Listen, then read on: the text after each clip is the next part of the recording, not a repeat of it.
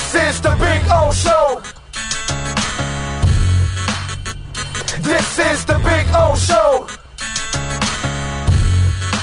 All right, Cam. And by the way, before I go to Cam, Hunter Butler, thank you, sir. And CRS Collectibles, thank you also for the super chats. We'll get to some of your questions in a minute. And Frankie Fresco, also, thank you. All right, follow him on Twitter at Cameron Wolfe. All right, Cam, anything going on with the Dolphins? Is there something going on at all? Is there any news or anything? No, nothing at all. Quiet week for the Miami Dolphins. This is amazing. We've gone through the Bullygate stuff. We went through Jimmy and Danny and Jimmy, where the fight between Jimmy Johnson and Dan Marino. We went through the whole Wanstead and Spielman power struggle. We went through the Ireland Parcells mess. Joe Philbin, Donna Ponte, everybody telling on each other. We had Bullygate. We had Ross going after Harbaugh when Sperano was in place. I mean, dude, the last 25 years, you're kind of new to this mess because you've only been a part of it for a couple of years. But for us down here, man, and I'm 55, at least I got to live the good years. I got to live the 70s and the 80s and the very early 90s. So I got to experience what football, what we used to be football royalty. We used to be football royalty, actually. And now we're a disgrace. We're a constant disgrace. For 25 years, it's just one thing after another. And now, I go two ways with this mess. You know what I mean? Because race had nothing to do with the Dolphin side of it. Right? I mean, give me a break. So obviously a big part of his accusations towards Ross are the tanking and the tampering. Right. Yeah. And right. So the race part, I don't think falls on the Dolphins. On the other side, well, we'll we can tackle all those things. But this whole mess of 100K, I mean, I may not give him a lot of merit on some of the things with race because I know it's a huge problem overall. With him, it may not be that may not be the case, but whatever. We'll get into that. But the 100K thing, I believe him, actually. Now, he's got to prove it. And the fact that he has Chris Greer and he says Chris Greer was present, that's when it really gets ugly, Cam, because if this thing goes to court, you're under oath now all of a sudden. And you got to come clean. Yeah. And there was more people there than Chris Greer when that statement was made too. So they feel like they have witnesses and evidence. So that's definitely going to be something that's, a huge part of it because that comes to the integrity of the game. And if that's proven true, then I think there's like big repercussions, with Stephen Ross on what that is. So that's a part of this. The discrimination and racism for the Giants, the Broncos, and other teams is a part of it. So it's really a bombshell report. I was literally in the air for the Vegas when this whole thing dropped. So it's been a whirlwind last 24 hours. But he brought his receipts. And a lot of times when you have feelings about things, you express them, people don't listen. They listen when you have evidence. So the evidence is going to be key here. But, for the Dolphins, it's not, at the heel of trying to hire a new coach and move forward, now everything is going to be through the draping of Brian Flores and whether this firing and was right and all the elements of it. And so this is not a great week to be a Dolphins fan, honestly. No, I mean, it hasn't been a great 25 years. Right. To be a Dolphins fan. That's my point. This has been 25 years of just constant controversies and problems, and then this is the pinnacle. I mean, this and Bullygate are like, the pinnacles of what's gone on in the last 25 years with the soap opera that is the Miami Dolphins. So, I mean, I know there's a lawsuit now, and obviously now everybody gets to shut up now because they have to say, well, there's a lawsuit and we can't talk, and they're going to kind of keep it very general now. But where does the team go in their head coaching search? How does this all affect all of this? I mean, McDaniel looked like he was headed to be the guy, and he's going to interview tomorrow, supposedly. So how does this affect all of this? Yeah, obviously it makes it more difficult from the PR side of things and from the image side of things. But I think the Dolphins are going to continue to go through their search. I think I reported this yesterday or 2 days ago. There was like a belief that Mike McDaniel interviewed earlier this week. That wasn't accurate. No. Jordan's report, we ran with it like Right. he had interviewed, and Jordan's report never said that. It was all Right. based on the first report because he cleared it up Right. yesterday. I'm going to have Jordan on at 10:50. Yeah, So so Mike McDaniel's be on. still going to interview Thursday. Right. That's still the plan, and he's the top candidate from what I'm told. I know that the hardball stuff is out there, but from what I understand, the Dolphins. I've talked to a few people in that organization who said they would be shocked if Harbaugh would be the guy. So if it's a hardball situation, it's a situation where Steve Ross essentially went rogue and hired Harbaugh without anybody knowing what was going on. Which you can't put anything past Steve Ross, but I just don't see that happening. I think that you're going to interview Mike McDaniel. Kellen Moore is also scheduled, I believe, either Thursday or Friday, and then I'd expect them to make a decision sometime this weekend, and probably next week announce a new head coach. So, all right. So how does this team move forward now with this mess? Because this is going to hang over their heads. You guys are going to want, some questions answered. How do they dance around this entire mess right now? I mean, they're lucky to an extent because it's the off season, so Right. they don't have to talk to us every day. I know Chris Greer's down in Mobile at the Senior Bowl, but he's not scheduled to talk. So he'll be down there, but he's not talking to reporters. So the next time we'll probably get a chance to talk to them will be when they hire a new head coach. So whenever that press conference is, and usually you have the GM and Ross there. They take questions. So I'd imagine that there will be a lot of questions about that. And honestly, it's going to be unfortunate for whoever they hire because it's going to be a first-time head coach most likely. And he's going to want this to be his moment, but it's not going to be his moment. This will be the first time we talk to Ross and Greer. So, I mean, honestly, if the Dolphins were smart and try to get ahead, they would have a availability of some sort before, so that the interview itself about the head coach is about the head coach. The problem right is now, there's a lawsuit. This story is bigger than any story about whoever the Dolphins hire. Problem is there's a lawsuit, so they can't. Yep. They really don't want to have a press conference because they would be so limited in what they could answer because the lawyers have taken over now, Cam. So right, and there's definitely going to be lawyers involved. You've seen it all morning as team and league lawyers, and league lawyers. Right. Okay. So that's that there's a lot of people now going, yeah, no, you can't say that. No, you can't talk. No, you can't do that. No, you can't do that. No. So there's going to be a lot of covering of asses now. All right. So we look at all the when you start seeing all the allegations from Flo. All right. We don't know what's true, what's not. But your gut, you go over it. What smells to you that you're like, yeah, this might be like the 100K thing. Are you believing it? I have a hard time believing that Flo's going to lie about this. Right. Yeah. Flo's straightforward. He's been a straightforward guy about it. Like I actually talked to a guy who was in this for it yesterday. He told me he heard it as well. So there are multiple people who were saying that Ross said this. Now, do the Dolphins come out and say he said it jokingly or whatnot? There are always ways that things can be spun, which is why you have to give the other side a chance. But, I had heard multiple times that the whole tanking narrative was coming from Ross. And so that's not a surprise that he's driving this boat. And you have Flores, who has been adamant that, hey, I'm not going to tank. So the actual money part of it, that's where the bribery comes in. That's where the legal situation comes in. And that's where the proof is going to come in. So the fact that it's verbal, there may not be the words verbatim, but you can bring witnesses in. They have other corroborating evidence for it. So ultimately, that's the smoking gun. Do they have money? Was money given? No, he didn't take any money. There was no money exchanged. I was told that he would not take any. So there's there won't be any trail of money because he didn't take any. The one thing I talked about earlier on the show was he should have, I know it's tough, but he would have had way more to stand on if he comes clean right there and then.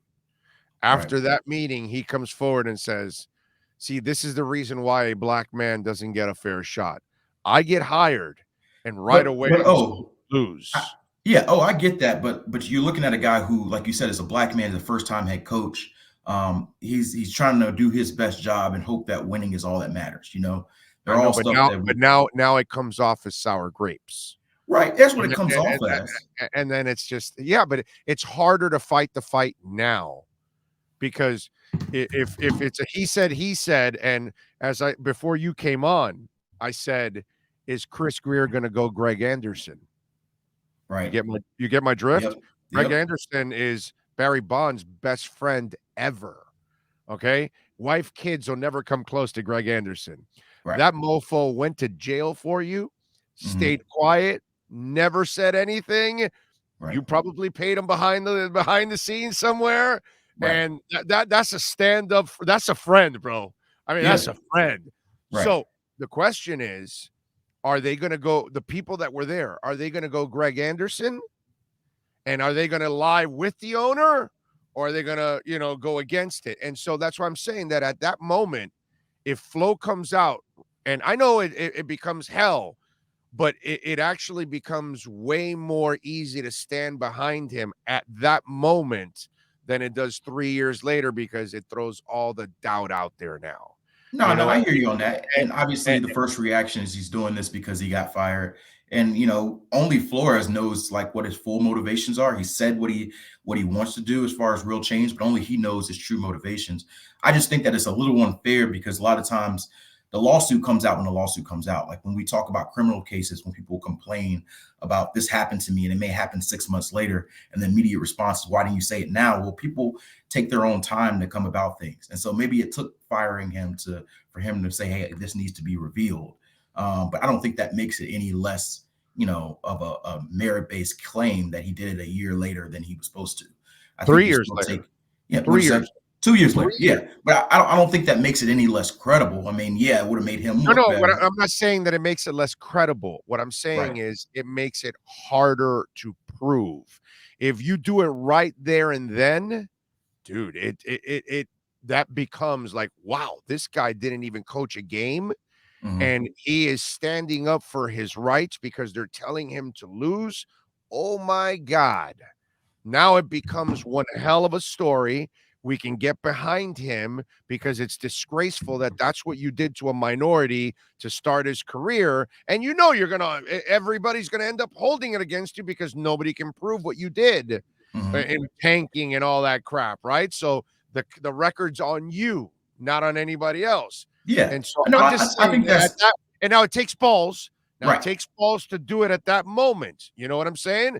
But at the same time, if you do it 3 years later, you're kind of just throwing sand on your coffin, and it's over because he doesn't have it. 3 years ago, he might still get a job because Ross is the one that looks like a horse's ass at that moment. So I'm just saying that there might have been some hope 3 years ago if he stands up to it. It's easy for me to say that also in hindsight. I get it because most of us pressured like that by your boss, powerful people, we all react differently. So I get all of that. But I'm just saying for his case, it would have been a lot better if he would have taken that stance right there and then. Sure. I definitely get that. It would have ended his coaching career with the Dolphins immediately, obviously. And he's got a family to take care of. So there's a lot of things that I don't want to say, hey, he should have did this, should have did that, because I don't know if I would have the courage and the ability to stand up and do that when I got a family to protect. But yeah, you're right. I mean, there's going to be a lot of questions about the timing of it. But for me, I think the most important thing, whether he came out now, whether he came out 2 years ago, whether he came out 10 years from now, is it true? And does he have the evidence to prove it's true? Because even if he came out 2 years ago, he's going to have the same thing of the truth, having to prove the evidence. So even if he did right after, like the day it happened, he's still going to have to prove it. So I don't think anything changes 2 years later when the evidence is still the most important part of this. Cameron Wolfe joining us, the Fort Lauderdale Fort Lauderdale Police Department, Miami Dolphins and NFL report. On the other interviews, What did you think about those and the Giants and those kind of things and everything that went on? I truly feel that Belichick, that's just an old man that using technology. Hell, I screw up, you screw up. We all have sent a text to somebody else and, oh, hey, dude, my bad. That wasn't for you. That was for somebody else. Right. Who hasn't done that? You know what I'm saying? Right. So that is incredibly believable on Belichick's part. I know people are coming up with all kinds of conspiracy theories, and he did it on purpose to sabotage and this and that. But I don't believe any of that. But how do you feel about the whole Giants situation? Does that how racist does that make the league look, or was it not racist? Was it something that maybe it's a part of life? Because I think a lot of us have gone through interviews that we kind of feel like, yeah, we don't have a shot. Somebody else is going to get it.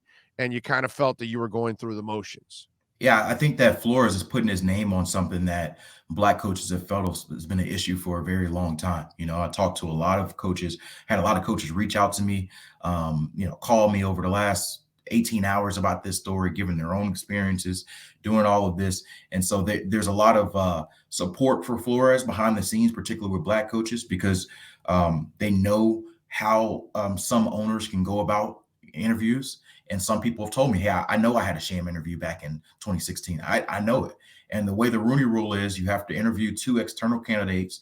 Flores was the second external candidate the Giants interviewed. So they're going to come out and say they did everything due diligence, but the proof in the Belichick text is sort of a smoking gun and saying, hey, they've already made a decision on Monday. Right. And we already know that Bill Belichick is close with John Mara, close with the Giants organization. He recommended them to hire Joe Judge a few years ago, and they listened. So this is a guy who would have intimate knowledge of that organization, and to get that text on Monday when you're interviewing on Thursday, I think that really sells home to the point that some of these interviews are just for show and it's just for a sham. So it's something where I think you're going to see more coaches jump on this wave. Like, I've had people reach out to me wanting to see if they can get a part of the class action lawsuit and talk about their experiences, their receipts and discrimination. So that's going to be something for the league to have to deal with. But I think Flores has opened the door for coaches to talk publicly about their experiences and feeling slighted in the racial. The only thing. Oh, wait a minute, we lost him. Hold on, wait a minute. Let us put some boom in it. See if we get Cam back. Don't you love the circles? It's going round.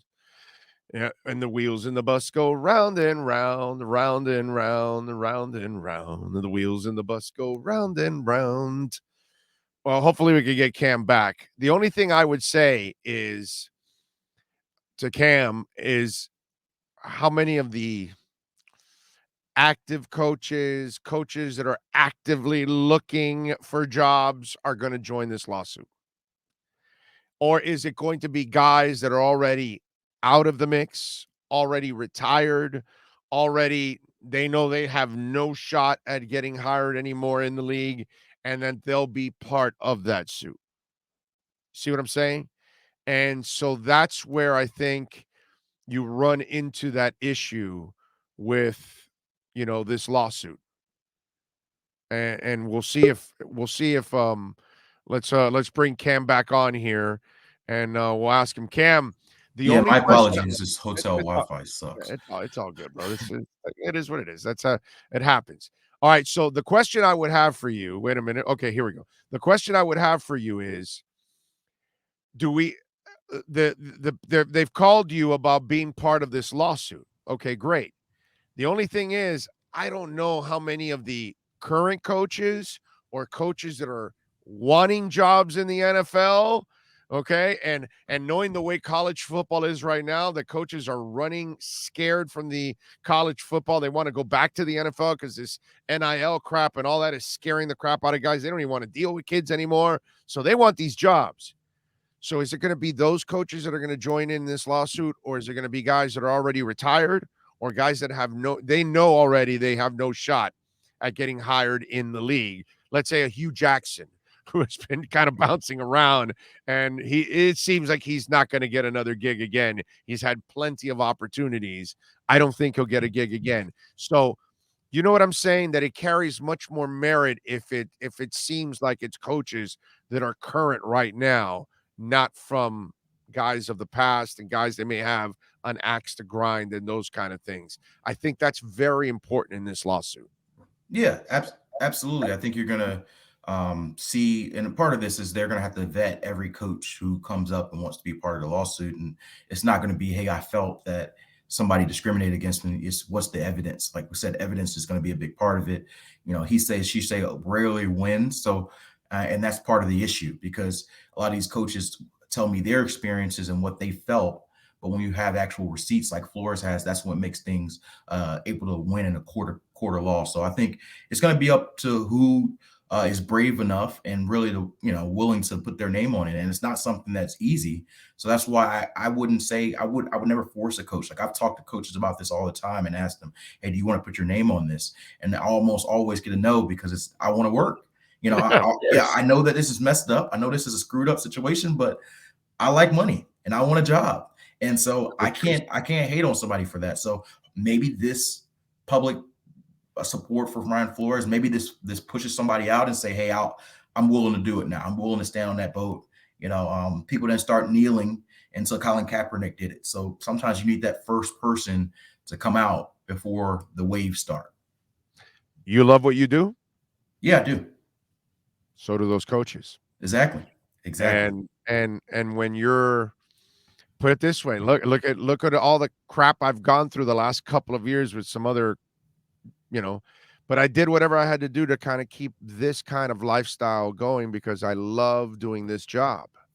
And so I created this platform to try to keep doing what I love to do. You know what I mean? And I can you and I can actually, we're one of the, we're less than 5% of the world that either drives home or walks into a studio, but gets to do what we love every single day. Most people go to a job they hate. Right. And those coaches, man, they're trying to save their asses because they're doing what they love. They don't want to go work in a job they hate, because we love this. If we're not doing this, we're probably going to hate whatever else we're doing. You know what I mean? Yep. And so you do whatever you have to do to kind of keep it going, man. Keep the dream going. You know what I mean? So it's real. I totally understand. Now, if this is true, that Ross did offer the 100K and Flo is able to prove it, does Ross is going to get removed? It has to be a serious question, right? Because it's the integrity of the game. And you look at especially the NFL, as they've come as a big part of this gambling venture, and you start to worry about, like, okay, how does this impact that element? And Ross was a big investor in that. So the one issue there is there's a high standard to have ownership removal from their place. We've seen with Dan Snyder, when Dan Snyder had all the accusations in Washington about the cheerleaders, about all the workplace mistreatment, everybody assumed that he would be, removed, and they just slapped him with I think a $10 million fine or something of that sort, which is like $100 for him, and kept it moving. So, I think there has to be a large amount of evidence for that to be a consideration. But we all know the importance of, having the clear mind that every team is trying to win, legitimately trying to win, and bribing a coach, if that's what truly happened, to lose, that's something that I don't know how you can come back from that if that's proven. Well, but here's the thing. Okay, so there's no doubt if this happened, they're going to remove Ross. Mm-hmm. But then here's the other layers that I worry about. Okay, it's not the fans' fault. It's not the team's fault that Ross is an idiot and did this. So now the team's going to get they're going to strip him of picks. And then do you just hand it over to Bruce Beal? Because he's the guy that that's his partner. So that's tied to Ross. How do we know that wasn't Bruce's idea to, hey, why don't you try to tank? And so could the NFL, I see this is probably above your pay grade and mine, but could the NFL say, yeah, that transition to your partner? No. We're going to have an open bid for the Miami Dolphins, and we're going to seek the best owner that we feel is possible for the team. You'll get your money, just like the racist dude with the Clippers. You'll get your money. Get the hell out of here. Right. But we're going to Right. make sure we pick the owner that becomes the owner of that Miami Dolphins team, not your partner. That's what I'm also concerned about. I'm concerned about what we're going to suffer as a team because obviously they're going to take picks away. That's going to happen automatically. But can we avoid that by taking him out and then Bruce Beal? You know what I mean? So That's what definitely something happens to there? watch, especially if this is proven true. I mean, this doesn't seem like this is something that's going away. This will be something that'll linger throughout the whole offseason until this is, done. And the one thing that I'm hopeful of, especially as somebody who tries to advocate for Black and minority coaches, is that the NFL does its due diligence with investigation. I thought it was wild to see them put out a statement in an hour saying that, there's no merit to this. How can you investigate something in an hour and know for sure what's true and what's not? Right. So I don't know that everything that Flo's saying is true. He's saying that it is. I haven't seen all the evidence, so we will see. But I want to be able to see. I want to, go through the process. I don't want it, That's the why if you would have NFL done it or right teams there and saying that then, it's done when we haven't, gone through the process. Give it its due justice. Don't try to sweep it under the rug because it's something you don't want to talk about. that's why he should have done it right there and then 3 years ago. That right there and then, everybody stands behind him. Yeah. Now it's just all this stupid doubt is in the way. I hope he has the proof. I hope he has the proof because that would be fantastic. You know what I mean? I don't know the race part. I don't know how you can prove any of that stuff, whatever. But and we know that problem's existed for 100 years. And the sad part is, I don't think this is going to do a damn thing to change any of it. To Yeah, be honest, diversity of ownership is the one thing that would change. And I right? don't know if we're any closer to that than we were 20 years ago. Just look at the NBA and look at the NFL, and you'll see, 1950s and 2020s. That's all. It's what it is. The NFL is still the NFL from before the AFL. Okay? Remember, it took the AFL to tell the NFL, hey, Black people can play football. We got them on our guys. Here, come check it out in the AFL. So nothing's changed, dude. Nothing's changed. The NBA is the only league that is actually progressive, that actually treats the players like actual partners. Right. And that's the problem with the whole NFL plantation attitude type of thing that goes on. And that, the worst thing that happened to the NFL is the NBA, because the NBA actually treats people like human beings. They actually understand their players. They actually reach agreements with their players. They're in cahoots in everything. It's a real partnership, and it exposes the NFL every single year, and every single issue that ever comes up, the NBA handles it like a champ, and the NFL fumbles everything that it gets. And it doesn't matter if it's blacks, if it's gays, if it's women, if whatever it is, they screw up every single aspect of, I don't know, proper culture and behavior. It's just, it's unexplainable, dude. It really is how one league gets it and one league just absolutely doesn't. All right, man. What are you working on there on the NFL Network? I'm sure they're going to keep you busy since you're here in Miami. I'm actually out in Vegas. I'm out here for Pro Bowl week, so I'm running on fumes. I've been up for like 20 hours. Feels like. Oh, you're hanging out with so you're hanging out with John Elway. Yeah, hanging out with John Elway. You were hanging out, so that's why you're all disheveled. By the way, so I'm out here today. I want to challenge that. He looks like a horse. He always looks disheveled. Have you seen John Elway? Right. That face always looks disheveled, man. Right. Yeah. Right. So I'm out here at Pro Bowl. I'm about to get up in a little bit and get ready for my day. I'm heading out to their skills challenge today. So I'm going to be out there talking on NFL Network about this Brian Flores deal on TV, and then talking about Pro Bowl as well for the next few days. So that will be my responsibility as days ahead. So we should have sent you out with the little Edge energy drink out there so you can get a little boost. Right. Get ready. All right. Follow him on Twitter at Cameron Wolfe and catch him here on Friday. He'll be back, hopefully not disheveled and not hanging out with John Elway. All right, baby. You be good, man. That's the goal, right? We'll see. We'll see if I make it. You got it. Later. There you go. Cameron Wolfe, baby, in our Fort Lauderdale Police Department, Miami Dolphins, and NFL report.